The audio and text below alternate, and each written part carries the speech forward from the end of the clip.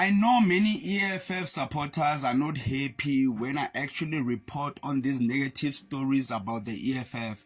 Even I'm not happy about reporting on this. I'm an EFF supporter, even though it seems like I'm not, but I like to talk the truth a lot. So I cannot even hide it, even if they're doing something bad or something nefarious is happening at the EFF.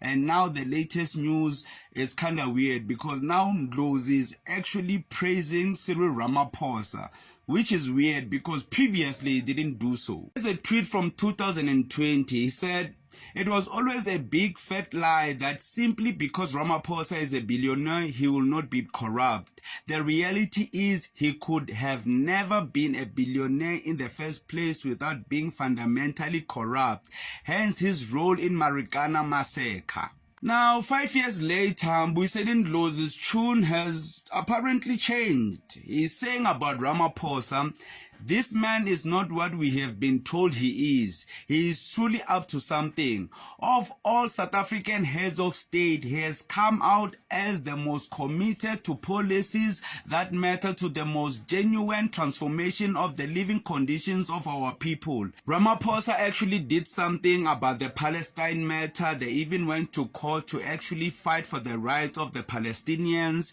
The Expropriation Land Act, as you know, recently he signed a bill so that land will be given to the people that is not being used. Also the Bella Bill, which will help many students, many young kids to actually go to school. The NHI, which will help many people who can't afford private care to actually go to private hospitals for free from the government. So NHI will be very crucial. So Ndlozi continues on praising Cyril Ramaphosa. The left needs to accept this and rethink its position towards him, notwithstanding Marikana Phala on his journey to less traveled by many in his position.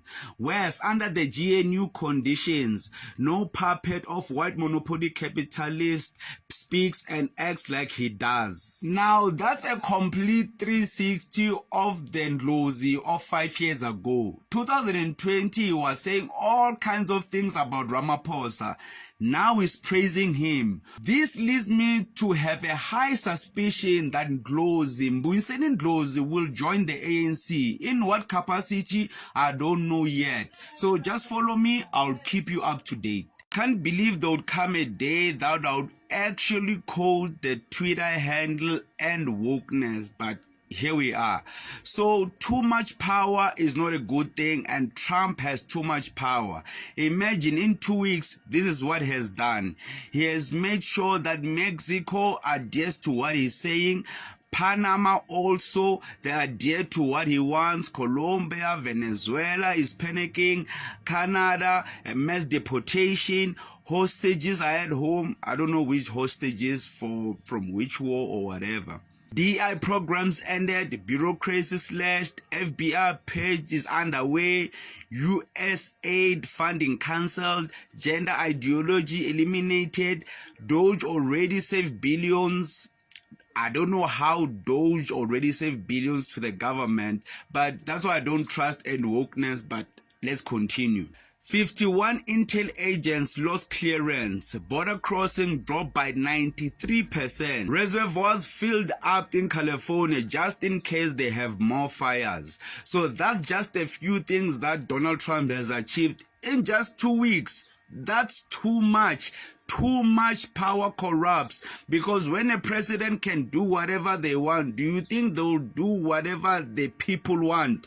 They'll do whatever they want, not to the benefit of the people. And Donald Trump has proven more than once that he's for corporations, corporate interests, not for the people, not for the American people.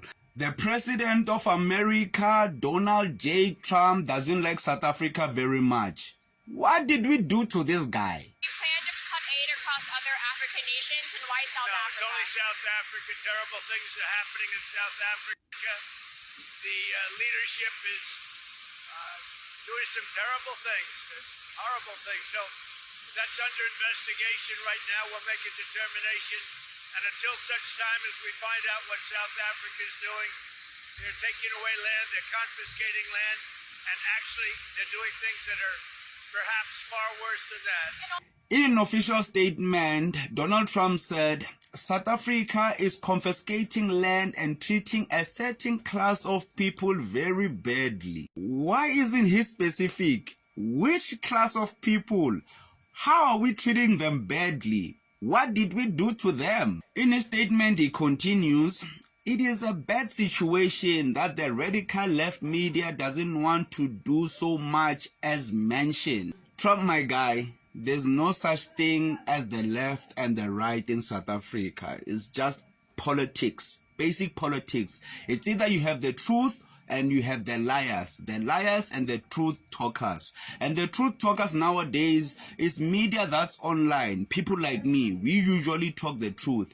The mainstream media is the one that's usually lying. A massive human rights violation at a minimum is happening for all of us to see. The United States won't stand for it. We will act. Also, I'll be cutting off all future funding to South Africa until a full investigation of this situation has been completed. And after Trump said that statement, all the people that love him in South Africa started making these meme caps. I hope no one is going to wear these. Make South Africa great again? I mean, come on. It's as obvious as daylight. Let's go back to apartheid. That won't be allowed. Let's just admit, no one likes being bullied, including Cyril Ramaphosa. And recently, Donald Trump said something, even Cyril Ramaphosa had to clap back. South Africa belongs to all the people who live here in South Africa. It does not belong to Donald Trump. He can keep his America. And Ene is even worse. He's even worse. When I meet him, I will tell him. I'll say, you, Donald Trump, you're... Doesn't this speech by Cyril Ramaphosa remind you of the speech by Robert Mugabe before he took the land from the Europeans? The speech went on to say, Blair, please keep your England and I'll keep my Zimbabwe. Even worse, because your forebears came to America. They found the native, the indigenous Americans. They wiped them out. We are living as a nation, and black and white, we are going to find solutions for our land question. So Donald Trump must leave us alone. For the past 2 years, I've been wondering if the president of Rwanda, Paul Kagame, is actually a good person.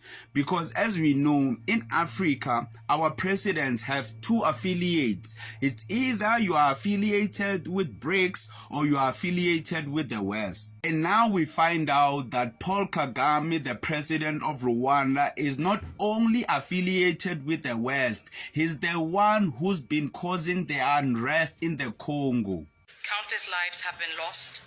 Enough is enough. Rwanda cannot be allowed to continue to act with impunity, and I therefore called on the Council to act in defense of the principles of multilateralism and international law. The DRC welcomes the decision by Germany, not a Council member, to cancel its planned meetings next month on development aid with Rwanda and to urge Rwanda and the M23 to withdraw their troops. Even the president of Kenya, William Ruto, we shouldn't trust this guy because he's affiliated with the West. He was even sitting at the president's chair in the White House when Joe Biden was the president.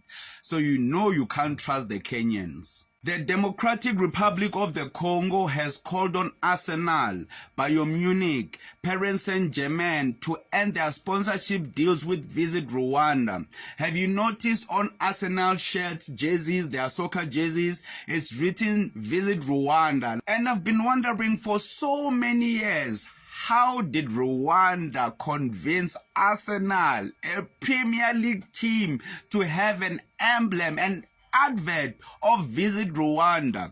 I guess Paul Kagame must be selling a lot to the West. So the appeal comes as M23 rebels captured the city of Goma in the eastern part of the DRC. Rwanda is accused of supporting the M23.